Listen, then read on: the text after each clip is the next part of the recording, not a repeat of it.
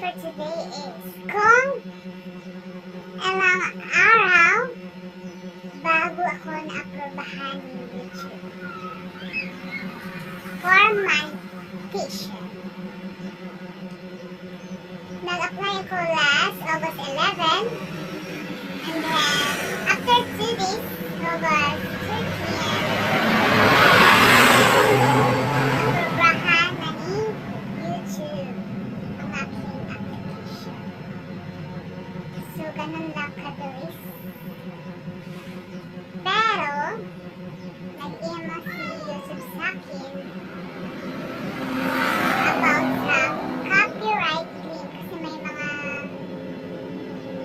music ako na didikdik. Hindi na ako gumagamit pero yung background kasi ng mga music. Ayun, naingat ko na baka ma-strike ako. Pero hindi naman daw apektado sa monetization ko. Kasi first monetization ko to eh. Yung 500 subscribers saka yung 3,000 watch hours. Lang yung unang monetization ko. Hindi ko pa na-reach yung 4,000 watch hours. Yun na lang yung inaantay ko. Sa susunod, kailangan ko pang abot yun.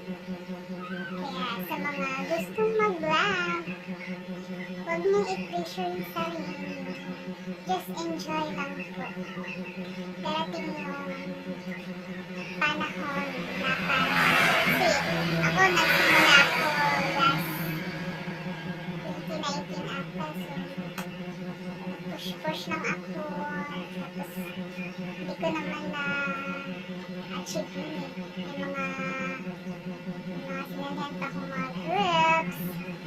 Pero, ayun, hindi ko na-achieve yung watch hours na yun. This year lang ako nagsimulang mag-vlog na may video na ako. This year lang. Last February ata. Then si YouTube na nag-recommend sa mga video ko para mapanood ng ibang tao. Pag na-recommend na yung channel mo ni YouTube, smooth na lang yung galawan. Hindi ka na manghihingi ng viewers sa ibang tao. YouTube na ang tutulong sa iyo. Kapit lang mga small YouTuber. Kasi ako dati taga-sana o lang ako eh. Yun. Ngayon si YouTube na tumutulong sa akin. I-recommend na yung other video ko. Ayun. Yun lang ang may babahagi ko sa inyo. Thank you for watching my vlog.